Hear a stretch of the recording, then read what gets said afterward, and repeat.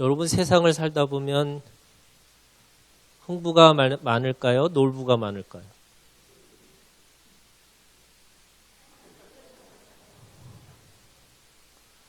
저는 세상을 살아보면 놀부도 없고요.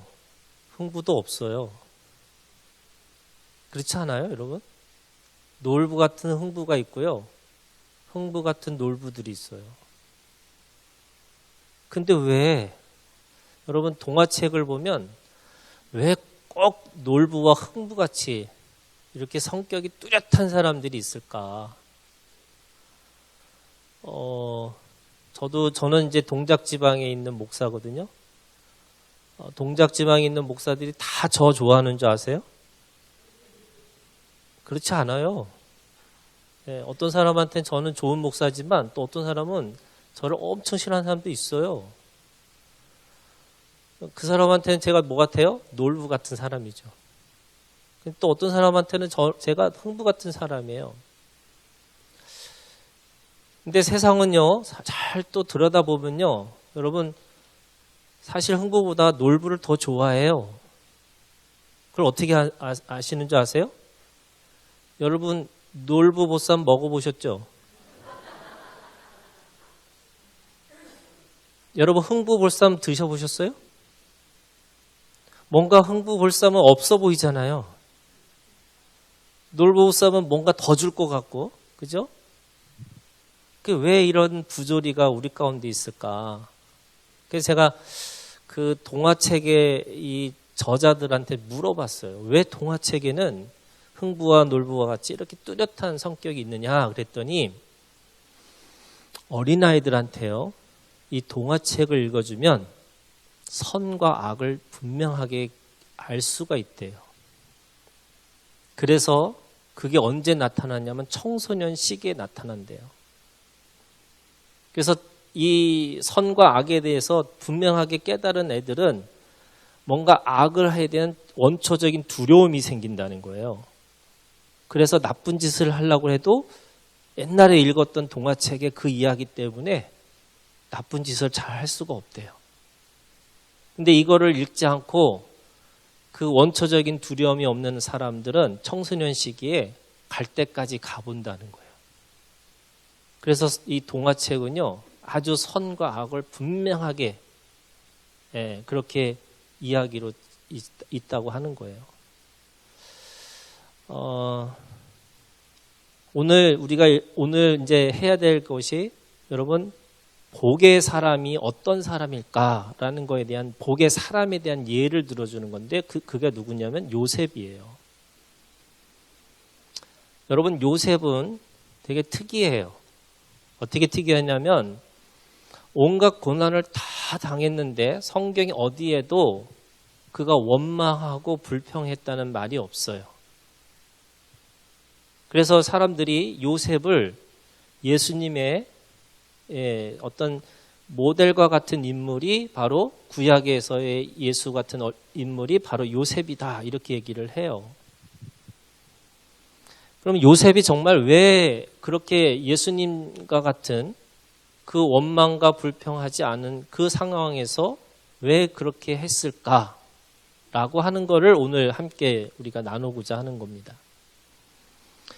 45장에 있는 이 말씀은요, 요셉의 신앙을 고백하고 있습니다.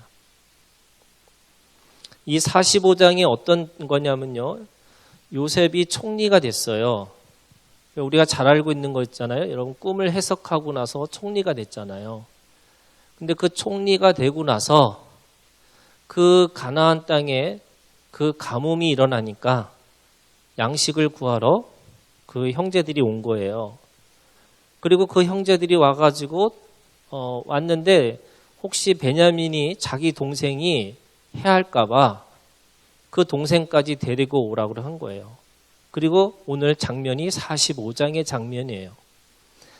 여러분 1절에 보시면 요셉이 시종하는 자들 앞에서 그 정을 억제하지 못하여 소리질러 모든 사람을 자기에게서 물러가라 하고 그 형제들에게 자기를 알리니 그때 그와 함께한 다른 사람이 없었더라.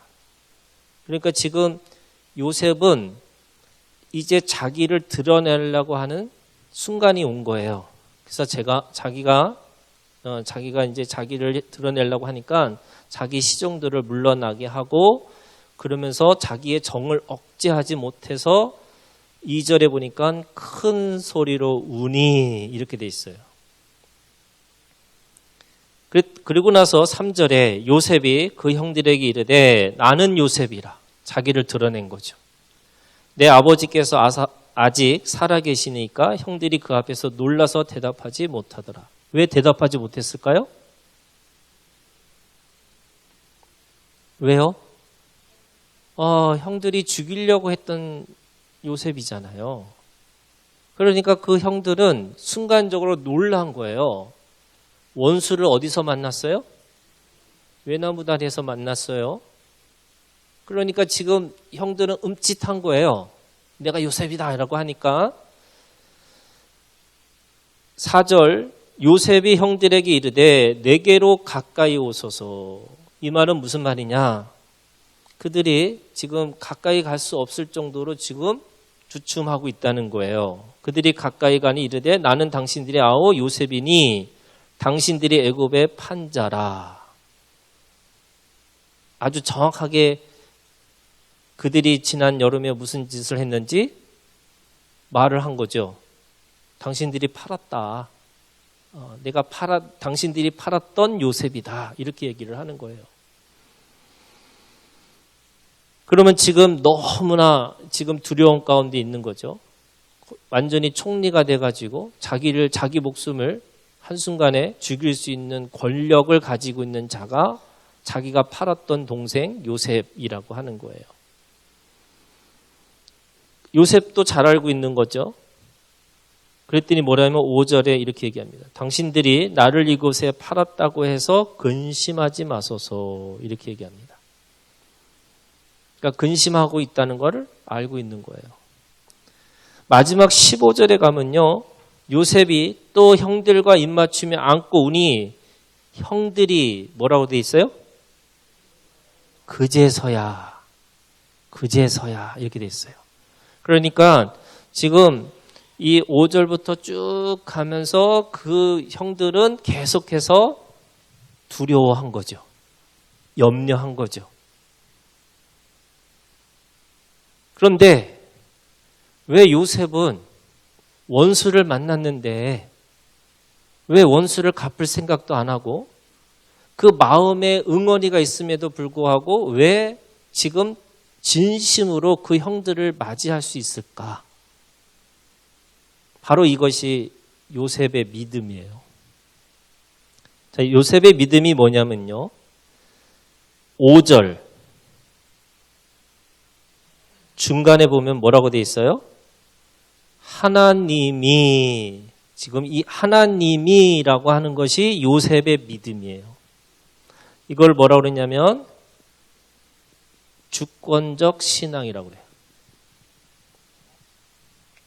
자, 5절에 하나님이 생명을 구원하시려고 나를 당신들보다 먼저 보내셨나이다. 7절 하나님이 큰 구원으로 당신들의 생명을 보존하고 당신들의 후손을 세상에 두시려고 나를 당신들보다 먼저 보내셨나니. 9절 세 번째 줄에 보세요. 하나님이 나를 애굽 전국의 주로 세우셨으니 지체 말고 내게로 내려오사. 자, 이게 하나님이 지금 누가 하셨다고요? 하나님이 하셨다는 거예요. 이거를 주권적 신앙이라고 그래요. 자, 그러면 여러분 모든 인생은 우연이 없는 거예요. 다 뭐예요? 필연이에요. 저와 여러분이 만난 것도 필연이에요. 우리의 만남은 우연이 아닌 거예요. 하나님께서 필연으로 우리를 만나게 하셨어요. 믿으세요? 그러면 제가 여기까지 얘기했더니 저는 이제 여러분 저희 동네는 절이 많다고 해서 요즘에 절에서 뭐 해요 했더니 불경, 경전 공부를 한대요. 그래서 저도 동네에서 경전 읽기라고 성경 읽기를 했어요. 그러니까 불교를 믿는 사람들하고 성경 공부를 했어요. 제가 또 약간 무속을 믿는 사람들하고 같이 성경 공부.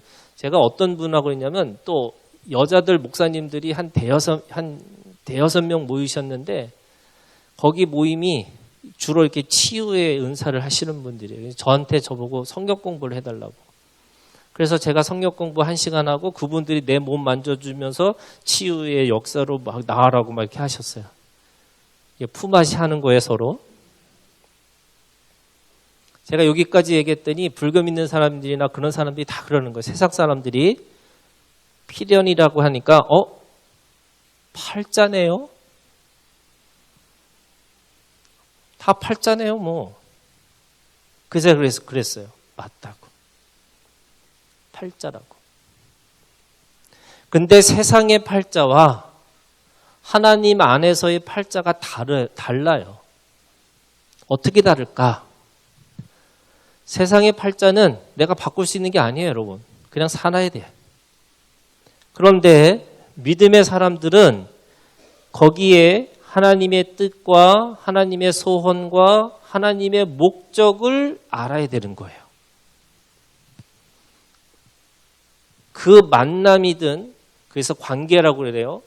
또 어떤 사건이든 어떤 상황에 있든 그 안에 그것이 하나님이 주신 거지만 그 안에 하나님의 뜻과 소원과 목적이 무엇인지를 찾으셔야 돼요. 이게 하나님의 사람이에요, 여러분. 인생을 너 한번 평생 70이고 강건님 80이라고 그랬지만 그 70년, 80년을 이 육신으로 살면서 쌩고생하고 한번 살다가 돌아와라 라고 하셨을까요?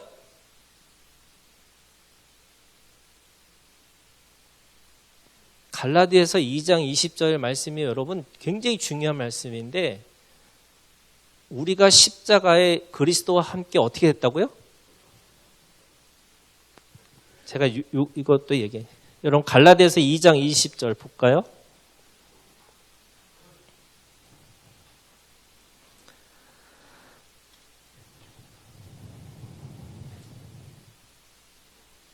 자, 갈라디아서 2장 20절 우리 다 같이 한 목소리로 읽겠습니다. 시작.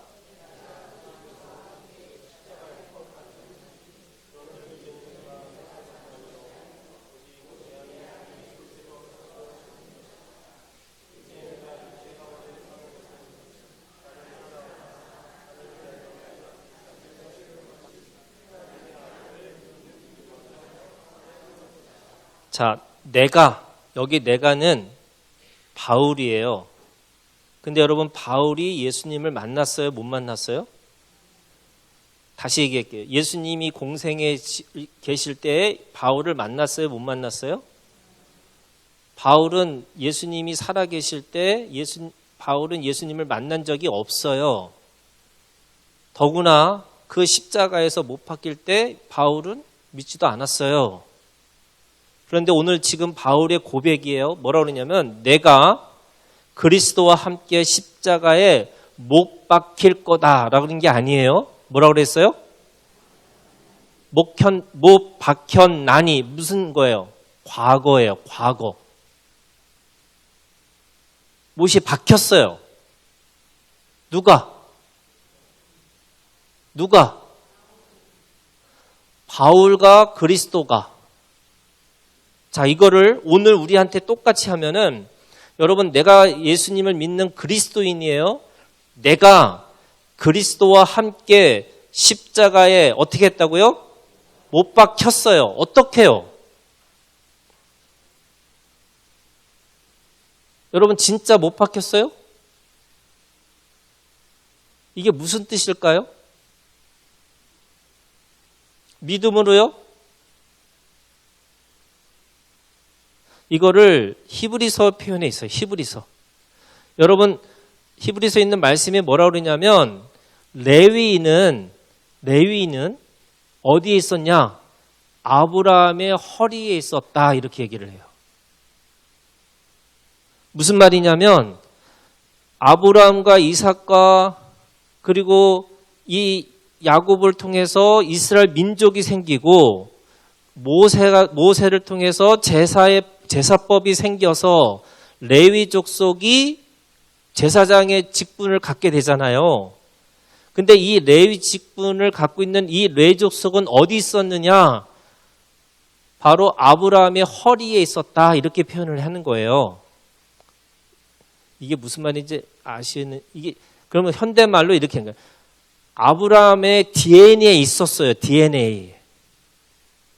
여러분 우리의 아버지의 허리에 내가 있었어요? 없었어요? 있었어요. 있었으니까 나왔잖아요. 아버지의 DNA를 받아서. 저희 딸이 방이 너무 지저분해요. 이거 유튜브에 나가면 나 혼나는데. 근데요, 여러분 제가 한 번도 가르쳐 주질 않았는데 걔가 누구 닮았을까요? 저 닮았어요. 저는 옛날에 방에 들어갈 때 이게 책을 밟지 않고는 못 들어갔어요. 그리고 우리 어머니가 청소를 하면 왜 내가 정확하게 거기다 갖다 놓은 건데 왜 치웠냐고 제가 막 뭐라 그랬어요. 근데 우리 어머니가 저한테 저주의 말씀을 하셨어요. 뭐라고 했을까요? 너랑 똑같은 자식 낳으라고. 제가 우리 딸한테 뭐라 그럴까요? 저만 당할 수는 없잖아요. 걔도 당해봐야지. 이 아빠가 얼마나 괜찮은 아빠인지. 그러면 여러분 우리 아버지의 허리에 내가 있었어요. 자, 그러면 우리가 그리스도인들은 누구의 허리에 있어야 돼요? 예수님의 허리에. 예수님의 허리에 있어요.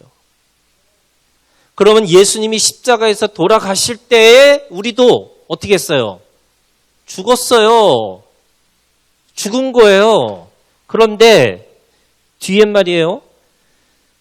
못 박혔는데 그런즉 이제는 내가 사는 것이 아니고 누가 살아요?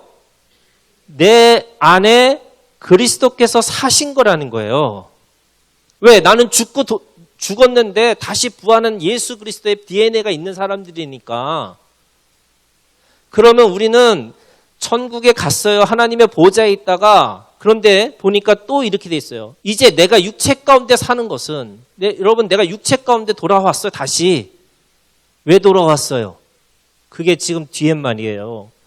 내가 육체 가운데 사는 것은 나를 사랑하사 나를 위해 자기 자신을 버리신 하나님의 아들을 믿는 믿음. 여러분 오늘 우리가 사는 이유는 죽지 못해서 살아가는 게 아니에요. 여러분. 오늘 우리는 천국을 갔다 온 사람들이에요.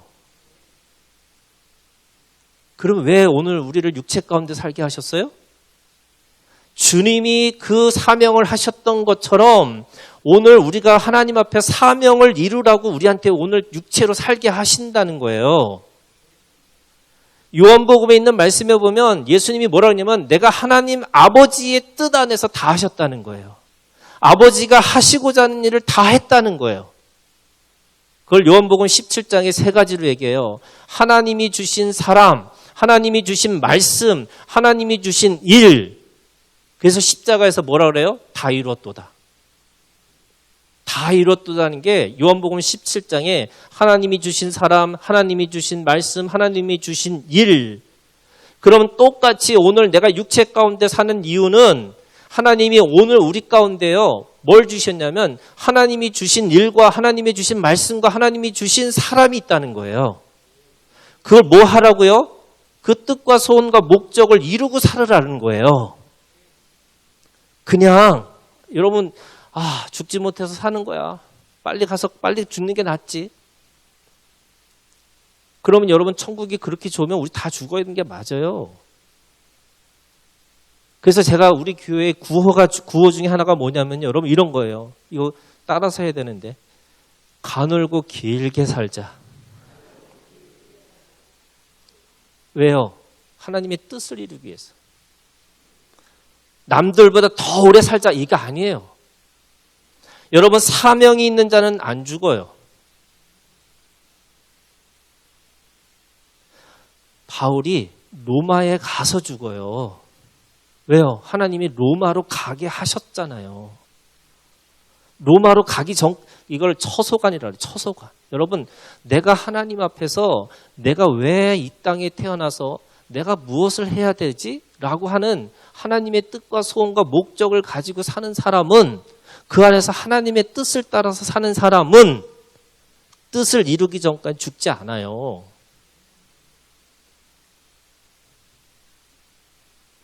제가 옛날에 젊었을 때 제 꿈이 뭔지 아세요? 전 30살까지 살기로 작정한 사람이었어요. 왜요? 예수님은 33살 사셨으니까 나는 겸손하게 30살만 살자. 근데 지금 60 다 된다 그랬잖아요. 제 꿈이 뭔지 아세요? 저는 목회 딱 70하고 갔으면 좋겠어요. 다 이루었도다 이렇게 하고 갔으면 좋겠어요.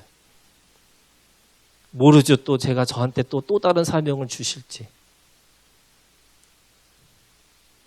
자, 요셉에게 하나님께서 뭐라고 하냐면 하나님이 이렇게 한 거예요. 자, 요셉이 자기 인생에서요, 총리가 되기 위해서 3가지 시험을 만나요.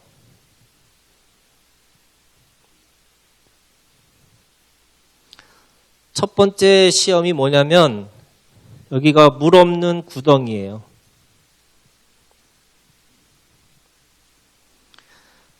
두 번째가 보디발의 노예 생활이에요. 세 번째가 감옥에 갇혔어요. 요셉이 총리가 되기 위해서 이 3가지 시험을 만난 거예요. 자, 물 없는 구덩이.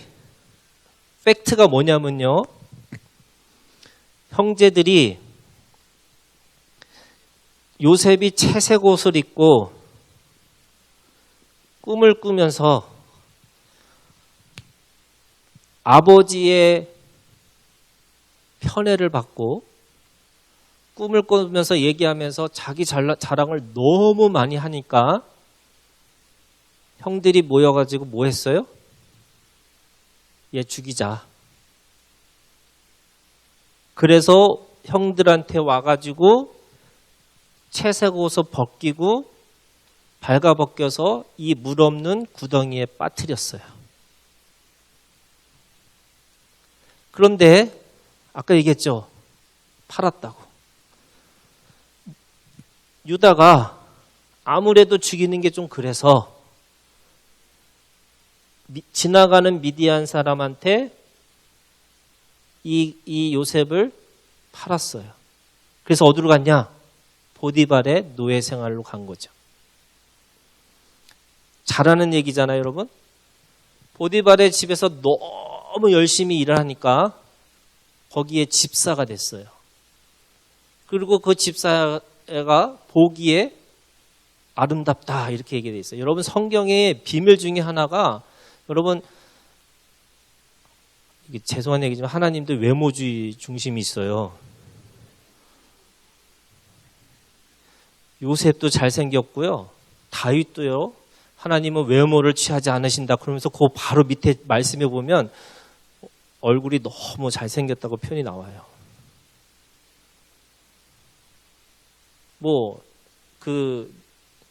사우랑도 잘생겼다고 그랬고요. 그죠? 누구만 못생겼어요, 여러분? 희한하게 예수님만 못생겼어요. 보기에 흠모할 만한 것이 아무것도 없다. 이렇게 얘기하잖아요. 성경에 보면은 요셉이 너무너무 잘생겼으니까 보디발의 아내가 어떻게 했어요? 유혹을 했잖아요. 그러니까 뛰쳐나오니까 그걸 가지고 누명을 씌워서 감옥에 보냈어요. 자, 그런데 오늘 45장에 이 모든 일들을 누가 하셨다고요?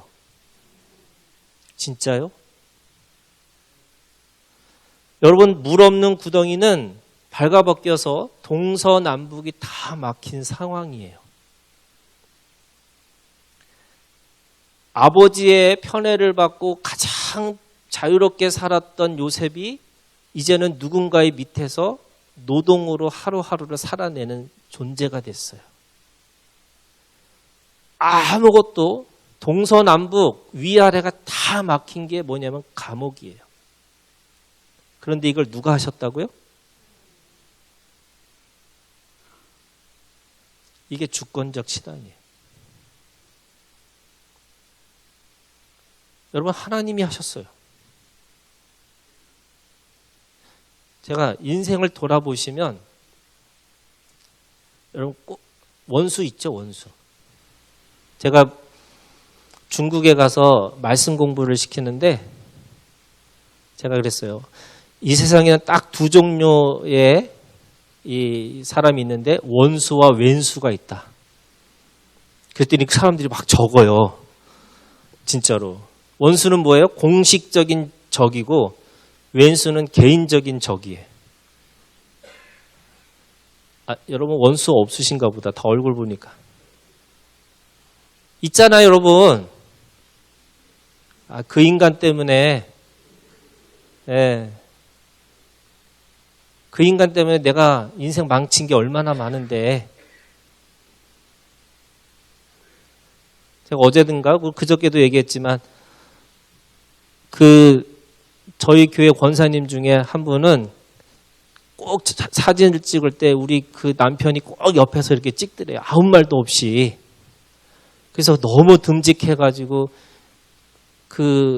우리 교회 장로님인데 그 장로님하고 결혼을 했대. 근데 30년 동안 너무 힘들대요. 이 인간이 싸움이 안 된대. 아무 말도 안 하고. 그게 무슨 말이에요, 여러분? 자기가 좋아했던 것들이 30년 사니까 그게 뭐예요? 왼수거리가 되는 거예요. 저는 이 자매를 만나면 내가 결혼할 사람인지 아는 사람인지를 제가 시험했어요. 짜장면 집에 가갖고 짜장면 먹을래, 짬뽕 먹을래. 그러면 둘 중에 하나 선택하는 사람은 저는 싫었어요. 볶음밥. 뭐냐면 네가 뭔데 나한테 정해. 내가 원하는 거 정할 거야 하고 볶음밥을 하는 여자를 제가 선택했어요. 저희 아내가 볶음밥이에요. 30년 살았는데 여러분 어떨까요? 너무 힘들어요.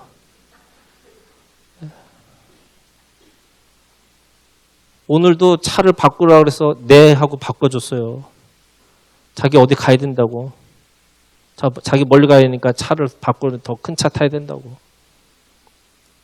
우리가 돌아보면 여러분 다 인생에 동서남북 막힐 때가 있고 누군가에게 눌려 있을 때가 있고 아무것도 없는 위아래도 다 막혀 있는 이 상황을 누가 하셨다고요? 이거를 꼭 기억하고 사셔야 돼요. 하나님이 하셨어요.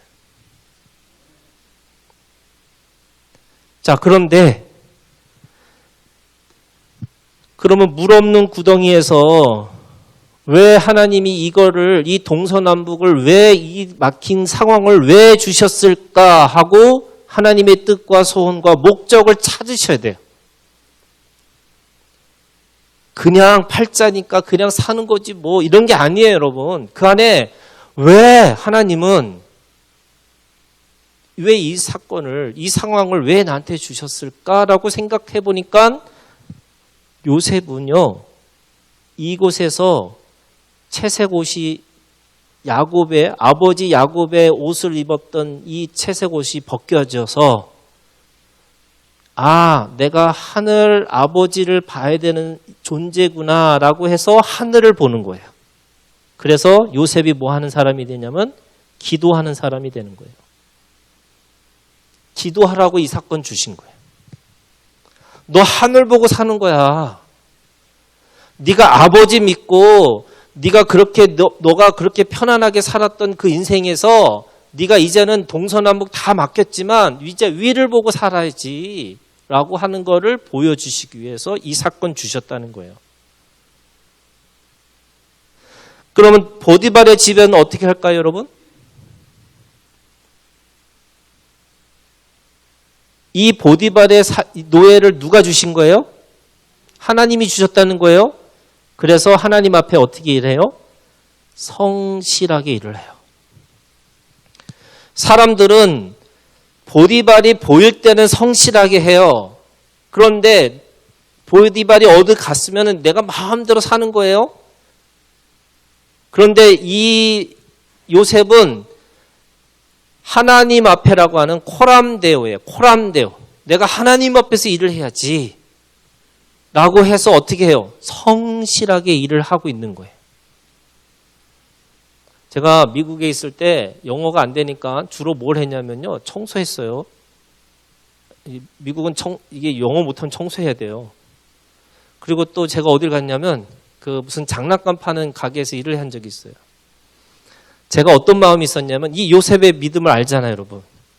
그래서 나도 주인이 있든 없든 나도 성실하게 일을 해야 되겠다 하고 정말 성실하게 하려고 하는데 주인이 있을 때와 없을 때가요, 정말 마음이 확 바뀌더라고요. 야, 이게 사람의 마음이라는 게 그런 거예요. 주인이 있으면 일어서서 뭔가 하려고 해요. 주인이 어디 가면 앉아 있어야 돼요. 아유, 힘들어. 쉽지 않아요.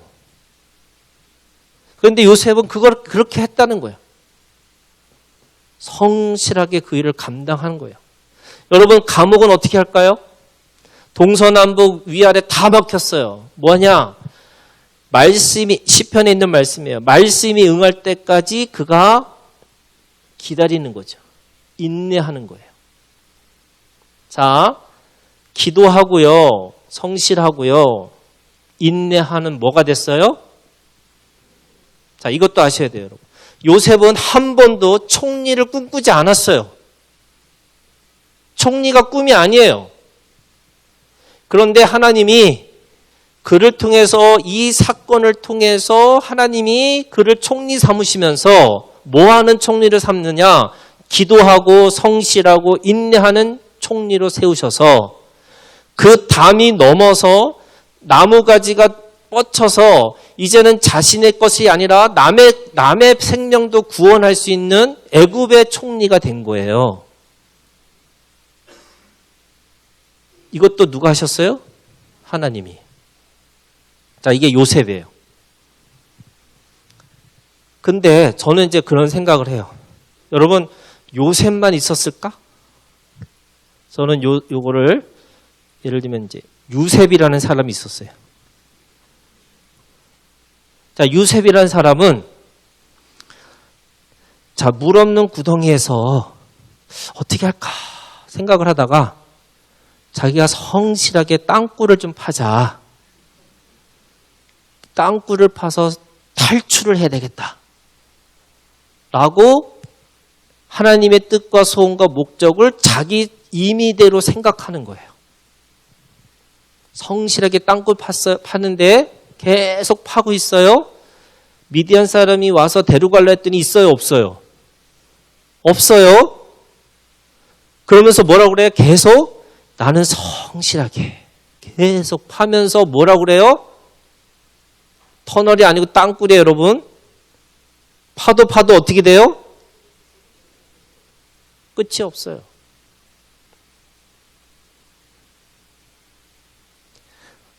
하나님이 주신 사건인데 그 사건 속에 하나님의 뜻과 소원과 목적을 자기 스스로 생각하는 거예요.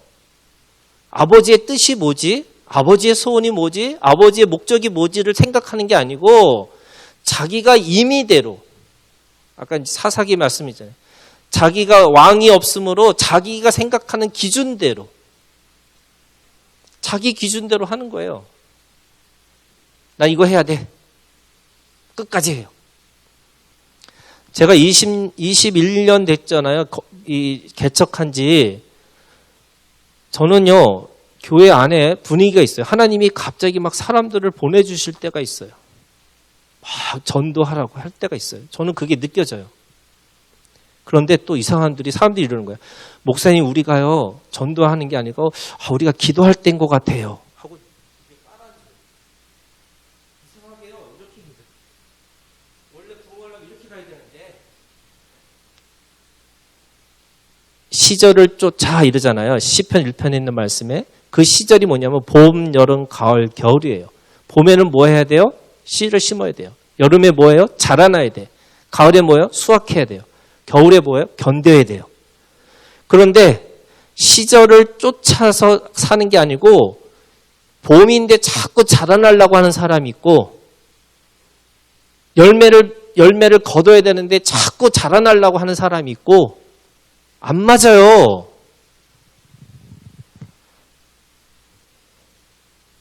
야셉이 있어요. 그냥 제가 생각해 보는 거예요. 요셉만 있었을까? 아니, 수많은 사람들이 있었을 거예요. 여기서 보디발의 집에서 갑자기 자기가 생각해 보니까 영적으로 기도가 필요할 것 같아. 그래서 적용을 기도라고 그랬어, 기도. 나 기도해야지. 근데 보디발이 이런 거죠. 야, 야셉아, 너 저기 마당 좀 쓸어. 그랬더니 야셉이 뭐라 했을까요? 저 기도하는 시간인데요. 그럼 보디발이 뭐라 그럴까요? 미안하다고 그럴까요? 어떻게 할까요? 때리죠. 때려야죠. 때리면서 무슨 생각해요? 맞으면서 무슨 생각해요? 나는 하나님을 위해서 나는 기도하려고 했는데 왜 나를 이렇게 고난의 가운데 들어가게 하시지? 아니, 이 잘못 적용하고 이 뜻을 잘못 이해하니까 자기가 임의대로 하는 거예요. 그러면서 그걸 하나님 앞에 하나님을 위해서 고난을 받는다고 스스로 자기가 생각하는 거예요.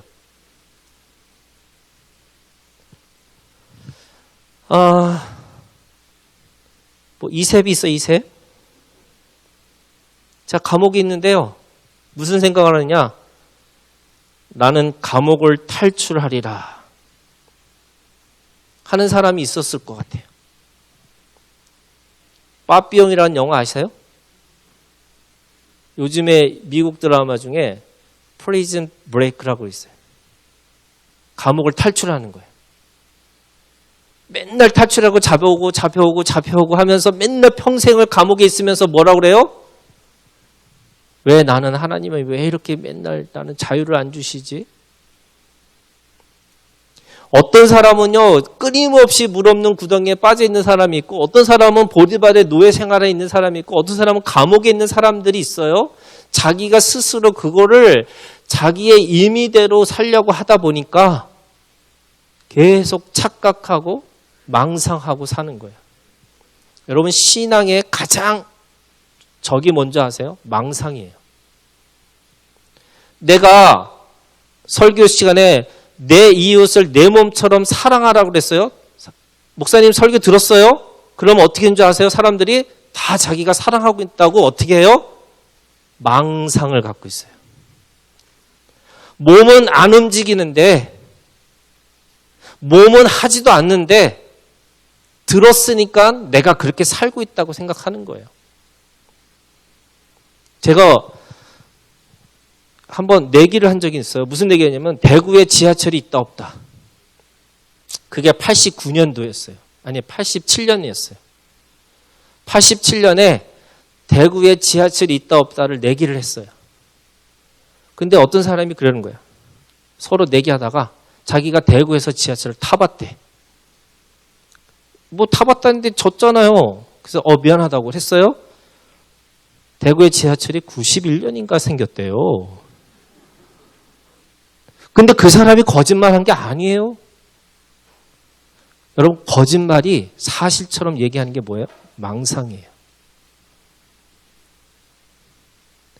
우리가 하나님을 믿고 하나님이 하신다고 말씀하시고 이 모든 것들이 하나님이라고 하는 그 믿음을 가지고 살면서도 뭐 하고 있느냐? 진짜? 정말? 제가 내일 말씀의 기도를 할 건데요. 여러분, 말씀의 기도가 뭔지 아세요? 기도가 뭐냐면 말하는 거예요, 여러분. 근데 말을 할 때 어떻게 하냐면 1시간 기도하고 하나님 주세요, 주세요, 주세요 해놓고 일어나면서 무슨 생각을 하냐면 될까? 라고 그 말대로 될지어다. 여러분, 사람들이 그런 생각하는 거예요, 다. 말씀은 들었는데 그 듣는 거를 자기가 들었다고 생각하는 거예요. 그리고 살지 않아요. 아무 상관없어요. 제가 이 말씀 왜냐면 여러분 말씀도 알았어요. 내가 누군지 알았어요. 그럼 몸으로 살아내셔야 돼요. 몸이 진짜 여러분 몸이. 제가 옛날에 광고 시간에 그 TV 광고를 하는데 그 광고가 그런 거예요. 여기 누르면 노래가 나와요. 여기 눌러도 노래가 나와. 여기 누르면 노래가 나와. 여러분, 여러분들한테 사건이 일어나고 상황이 일어나고 또 관계가 무너졌을 때 뭐가 나와야 돼요? 사리가 나오면 안 돼. 뭐가 나와야 돼요? 말씀이 나와야 돼요. 죄송한 얘기지만 저희 교회는 이혼한 사람들이 너무 많아요. 근데요, 이혼한 사람들 중에 딱 2종류가 있더라고요. 한 사람은 그 인간이 하고 시작해요. 그 인간 때문에 내 인생 망쳤다고. 그 인간이 이렇게 얘기해요. 그런데 또 한 사람은요, 하나님이 이렇게 얘기해요. 하나님이 그 사건을 통해서 나에게 이런 말씀을 주셨다고. 말씀을 주셨어요.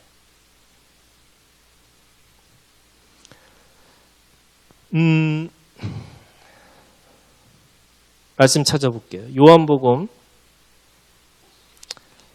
1장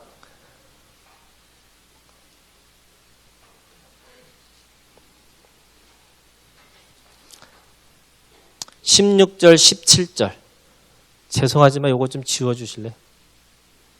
요한복음 1장 16절 17절 우리 다 같이 읽을게요. 시작.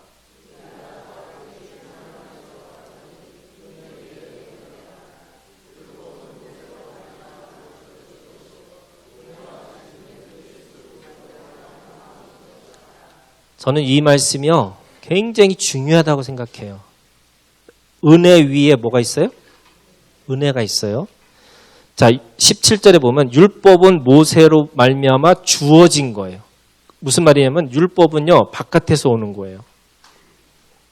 나한테 바깥에서 왔어요. 그런데 은혜와 진리는 예수 그리스도로 말미암아 어떻게 했어요? 왔다고요. 인격적으로 온 거예요. 그러니까 율법은 바깥에서 물건처럼 오는 건데 은혜와 진리는 인격적으로 예수님은 우리 가운데 오셨다는 거예요. 근데 여러분 예수님과 우리의 관계에서 가장 중요한 관계가 뭐냐면요. 네가 내 안에 내가 너희 안에. 이거를 단일이라고 그래요. 한 몸이 됐다는 거예요. 그래서 은혜는 우리에게 한 몸으로 오신 거고 율법은 바깥에서 우리한테 주어진 거예요. 자, 이게 무슨 말이냐면 여러분 모세에게 율법을 주셨어요. 율법이 몇 가지예요? 10계명. 10계명을 쭉 풀어가지고 성경에 하라와 하지 마라. 이게 율법이에요. 613가지. 근데 율법이 이 10가지의 원리 속에서 613가지의 모든 율법 속에 계명이 있는 거예요. 근데 여러분 율법을 지키려고 하면 지킬수록 돼요, 안 돼요? 안 된다는 걸 깨달아야지 그게 지혜로운 거예요. 그거를 갈라디아서 뭐라고 그러냐면 이 율법이 초등교사다 이렇게 얘기를 해요. 초등교사가 뭐냐? 아, 내가 율법을 지킬 수 없는 존재구나. 이런 걸 깨달으라는 거예요. 자, 그런데 모세 이전에 누가 있어요? 아브라함이 있어요. 아브라함은 창세기 12장 1절부터 3절이 뭐냐면 하나님의 언약이고요. 자, 율법은요. 뭐뭐 하면 뭐뭐 하지 않으면 이게 뭐예요? 복과 저주가 있는데 이것이 뭐냐면 조건이에요. 네가 지키면 복이고 네가 지키지 않으면 저주야 이거예요. 근데 언약을 주셨어요. 아브라함.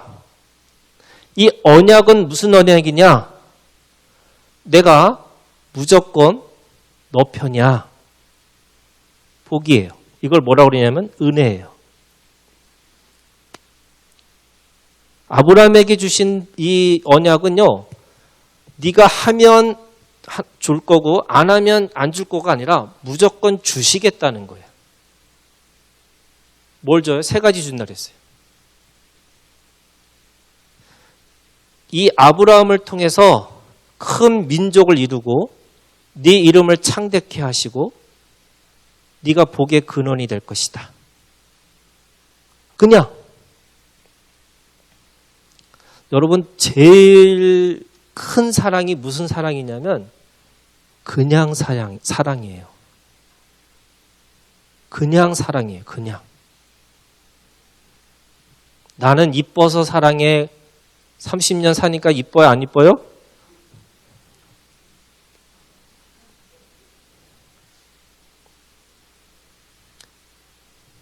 이게 또 우리 집사람 욕하는 거라서 내가 할까 말까 고민되는데 직장을 안 가니까 하루 종일 잠옷만 입고 다녀요. 근데 이게 좀 이렇게 얼굴도 좀 세수도 하고 이렇게 있어야 되는데 30년 지나니까 서로가 이제 그런 게 편해진 거잖아요. 안 이뻐요. 근데 어떻게 해야 돼요? 여러분 30년 지나면 사랑이 뭐가 돼요? 의리가 돼요. 의리로 사시는 거예요. 그죠? 하나님은 우리한테 아브라함의 사랑이 뭐냐면 그냥 사랑해 이런 거예요. 모세 다음에 다윗이 오셨어요. 다윗이 사무엘 하 7장 12절 16절 이것이 하나님이 주신 언약이에요. 이게 복이었어요. 이게 뭐예요? 은혜예요. 그러니까 모세는 아브라함의 은혜와 이 다윗의 은혜 사이에 뭐가 있어요? 율법이 있는 거예요. 그런데 율법만 지키려고 하면 지킬수록 돼요? 안 돼요? 안 돼요. 그래서 내가 이 모세 율법을 지키려고 노력하는데 안 되니까 누구한테 가요? 아브라함한테 가서 야, 너 내 거야. 은혜야. 그리고 내가 지키면 지킬수록 내가 하는 게 아니고 하나님이 은혜구나 라는 걸 깨닫는 거예요. 이게 뭐예요? 요한복음 1장 16절에 있는 말씀이에요. 우리가 다 그의 충만한 데서 받았으니 은혜 위에 은혜로라. 여러분, 우리는 앞뒤가 다 은혜예요. 그래서 은혜 위에 은혜라는 걸 깨닫는 순간에 뭐 하느냐? 율법을 지키고 살아갈 수 있는 존재가 된다는 거예요. 은혜 없이는 율법이 없어요. 은혜 없이는 율법을 지킬 수가 없어요. 그래서 은혜 가운데 은혜를 두신 것이 모세의 율법이에요. 그러면 여러분 이 요셉은 이 주권적 신앙에 있는 게 뭐냐? 하나님의 은혜와 은혜 사이라는 걸 깨닫는 순간에 그 모든 것들이 은혜로 덮어진 걸 이해하는 거예요. 자, 그러면 우리가 사건을 만날 때마다 푹푹 상처를 받아요. 이게 다 상처 덩어리예요. 그럼 이 상처를 어떻게 넘어가요? 요만한 은혜의 수레바퀴가 있으면 여기 빠져요. 그러면 이걸 지나갈 수 있는 은혜가 이만큼 커야 되는 거예요. 이게 은혜의 바퀴예요. 그러면 아무 상관없이 지나가요. 문제가 없어요. 문제가 없는 게 아니죠. 있어도 지나가는 거예요. 우리가 상처를 받을 때마다 마음의 벽들이 생겨요. 그러면 이걸 지나갈 때마다 여기 막히죠. 여기 막히죠. 다 막혀요. 이걸 넘어가려면 어떻게 해야 돼요? 은혜가 넘쳐야죠. 내 은혜를 키우고 내가 은혜에 넘쳐서 살아야지 그 부딪히는 돌과 거치는 반석을 뚫고 지나갈 수 있다는 거예요. 그게 뭐예요? 은혜 위에 은혜더라는 거예요. 자, 이거를 성경에서 말씀하고 있어요, 여러분. 자, 히브리서 11장. 두 사람만 볼게요. 히브리서 11장 11절.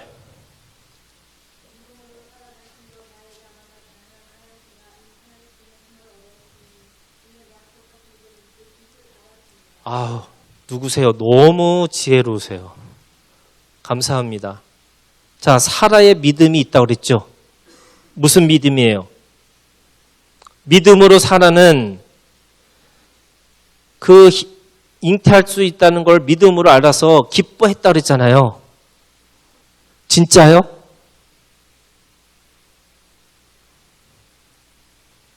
사라가 진짜 기뻐했을까요?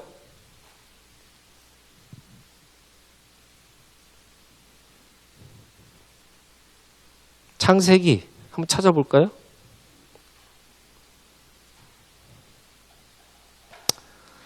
창세기 18장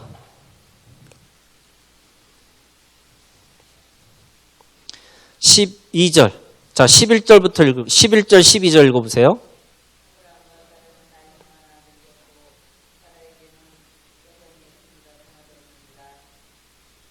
(12절)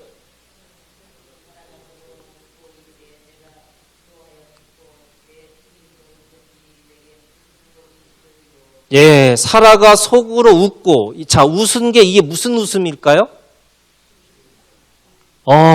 정확하게 아셔야 돼요. 비웃었어요. 아유, 내가 뭐 나이도 많은데 무슨, 내가 애를 낳을 수 있어? 이렇게 얘기한 거예요. 믿음으로 잉태할 거를 기뻐하고 했어요? 안 했는데 지금 히브리서 11장 지금 말씀은 믿음으로 살아 자신도 나이가 많아 단산하였으나 잉태할 수 있는 힘을 얻었으니 이는 약속하신 일을 믿으신 줄 알았습니다. 정말 믿으신 줄 알았을까요? 아니에요. 아니에요. 비웃었어요. 그래서 아들 이름이 뭐예요? 이삭이 무슨 뜻이에요? 웃음이에요. 여기다가 빗자가 숨겨져 있는 거예요. 저는 성경을 읽을 때마다 상상을 하는데 여러분, 만약에 천사가 와서 아브라함한테 그렇게 하고 사라가 만약에 사라한테 너 아들을 낳을 거야 했을 때 아멘 했으면 어떻게 됐을까요? 저는 예수님이 오셨을 거라고 생각해요. 그러면 창세기는 22장으로 그냥 끝나는 거야. 말씀은 그냥 끝나는 거야. 근데 어떻게 했어요? 비웃었어요. 그런데 히브리서 11장은 그걸 뭘로 표현하냐? 믿음으로 이렇게 얘기를 해요. 이것만 얘기하면 또 사람들이 그것만 그렇게 했겠지 이렇게 생각하니까 하나 더 할게요. 자, 24절. 히브리서 11장 24절.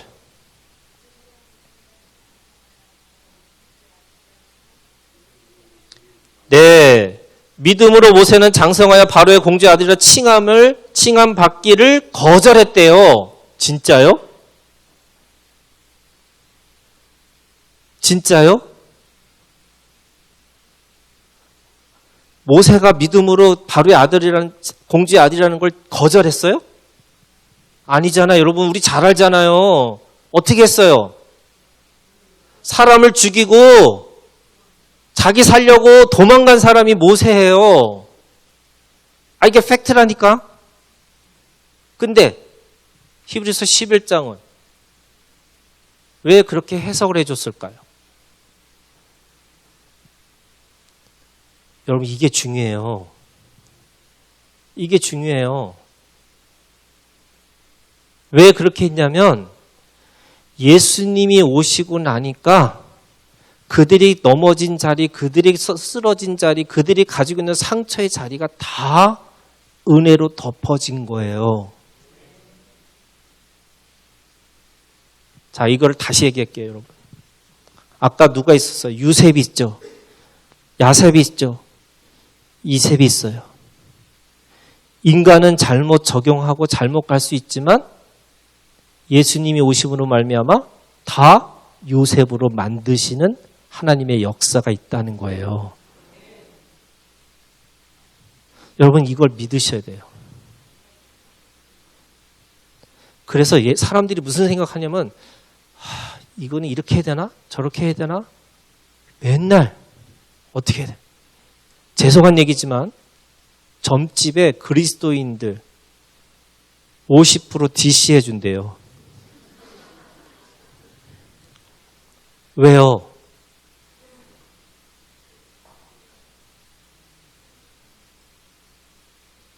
여러분 기독교인들이 점을 봐요. 죄송한 얘기지만 그런 거예요, 여러분. 왜요? 내 인생 어떻게 될지 모르니까. 내 인생 어디로 흘러갈지 모르니까.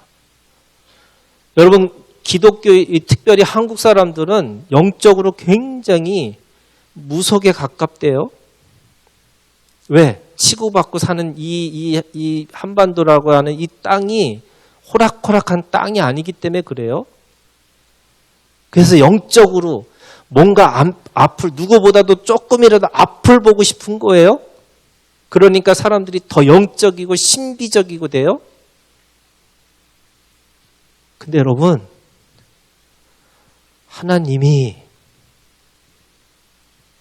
하나님한테 맡기셔야 돼요. 그게 하나님의 은혜와 은혜 위에 있다는 거예요. 여러분, 내가 여기서부터 여기까지 다 비어있는 계곡에 있어요. 이걸 믿음으로 넘어가래요. 그럼 어떻게 해야 되느냐? 여러분, 넘어갈 때 내가 발을 딛는 순간에 뭐가 생겨요? 디딤돌이 생겨요. 보일 때는 아무것도 없는 계곡의 그 사이라고 생각하지만 내가 믿음을 디딜 때마다 그게 뭐예요? 11에서 11장 1절. 믿음은 바라는 것들의 실상이요 보지 못한 것의 증거. 그 구약에 있는 사람들은 예수가 오시지 않았지만 믿음으로 그 예수가 오신 것을 믿고 그 시대와 그 상황과 그 조건 속에서 살아냈다는 거예요. 그래서 믿음의 사람들이에요. 그래서 그들이 무너져도 그들이 쓰러져도 그것이 하나님의 믿음의 역사라고 말하는 거예요. 여러분 오늘 우리가 이렇게 해서 저렇게 해서 이런 게 아니고요. 그 역사 속에 우리의 발걸음 속에 하나님이 계신 거예요. 그러면 여러분 우리가 가지고 있는 이 모든 삶 속에서 여러분 그 안에서 하나님의 능력을 우리의 모든 것 속에서 주신 거예요. 특별히 여러분 이걸 아셔야 돼요. 상처가 능력이에요. 내 약점이 하나님의 살아계심을 드러내는 능력이에요.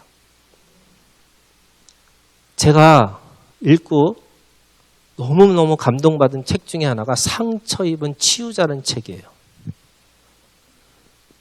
여러분 상처 입은 치유자.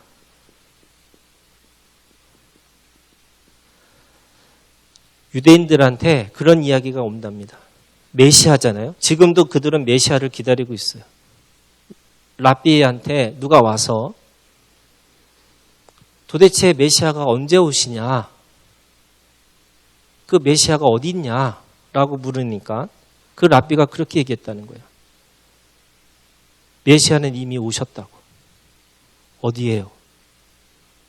성문 밖에 계시다고. 근데 성문 밖에 어디예요? 뭐 하는 사람들이 있어요? 거기에 병든 자들이 있어요. 거기는 아픈 사람들이 있어요. 그럼 그렇게 많은 사람들 중에 누가 메시아인지 어떻게 아느냐 그랬더니 메시아는 거기 다 아파갖고 상처를 싸매고 있는 사람들인데 그 상처를 싸맨 그 붕대를 풀어서 누군가를 싸매주는 사람이 메시아라고. 그러면 여러분 누군가를 싸매주기 위해서는 내가 아파서 붕대를 이렇게 싸매고 있는 사람이어야 되는 거예요. 그게 상처 입은 치유자예요. 우리가 가지고 있는 비밀 중에 하나가 뭐냐면요. 여러분, 기독교는요, 고난의 종교예요. 제가 일부러 고난 당하라 이런 게 아니에요, 여러분. 그 고난의 흔적, 예수의 흔적이 있어야 되는 거예요. 근데 왜 그 흔적이 왜 중요하냐? 그것이 뭐라고요? 다른 사람을 살리는 하나님이 나에게 주신 능력이라고요. 저희 교회 한 번 망해갖고 자기가 죽을 것 같대요. 너무 힘들다고.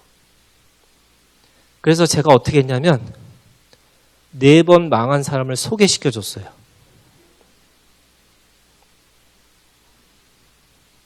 얘하고 얘기 좀 하라고. 그랬더니 그 한 번 망한 사람이 그 4번 망한 사람하고 얘기하니까 힘이 난대요. 이야, 나는 겨우 한 번밖에 안 망했는데 저 사람은 4번 망했는데도 저렇게 살아있는 거구나. 상처가 뭐예요? 누군가를 살리는 치유의 능력이에요. 여러분, 부모가 돌아가신 분은 누구한테 위로를 받아요? 부모가 먼저 돌아가신 분들한테 위로를 받아요. 여러분, 이혼을 해서 죽느냐 사느냐라고 고민하는 사람한테 누가 위로자예요? 먼저 이혼한 사람이에요. 제가 운동권으로 살면서 하나님 없다고 그렇게 하고 살았는데 저는 누구한테 위로자가 될 수 있을까요? 머리 좋고 세상에 자기가 주인이라고 생각하는 사람들한테 제가 그 사람들한테 치유자가 될 수 있죠. 넘어진 자리가 뭐예요? 하나님의 능력의 통로예요.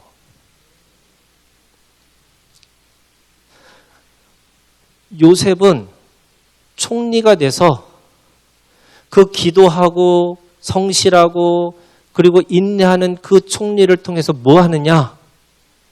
하나님의 사람들을 품어가지고요. 60명이 나올 때, 아니 70명이 들어가서 나올 때 60만 명을 만드는 시발점이 되는 거예요. 시작이 되는 거예요. 여러분, 오늘 이거 생각하셨으면 좋겠어요. 여러분들의 치유를 하나님이 하실 거예요. 여러분들이 넘어진 자리, 그 고난의 자리, 나한테는 고난의 자리고 기억하고 싶지 않은 자리지만 그곳에 하나님의 은혜가 있어요. 그 은혜를 통해서 하나님의 능력으로 살기 위해서 여러분 넘어진 자리를 고백하고 사시는 거예요.